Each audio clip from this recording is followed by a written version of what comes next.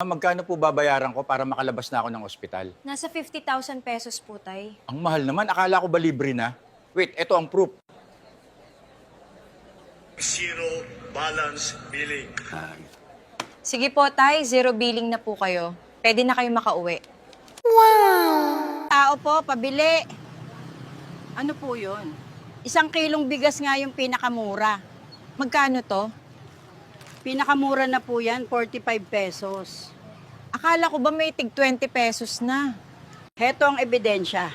Kaya na natin ang 20 pesos sa bawat kilo ng bigas. Okay po, Nay. 20 pesos na lang yan.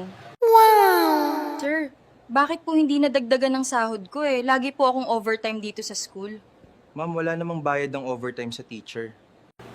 Wait, may ebidensya ako. Tatanggap na kayo ng kabayaran para sa inyong teaching overload at para sa inyong overtime. Sige po ma'am, pasensya na. Aasikasuhin ko na po ang overtime pay mo. Nurse, tulungan niyo po ang asawa ko. Need po naming ng doktor. Nako, sorry po, Nay. Wala pa po tayong doktor dito. Albularyo lang. Pero ang sabi, may mga doktor na daw. Heto ang ebidensya.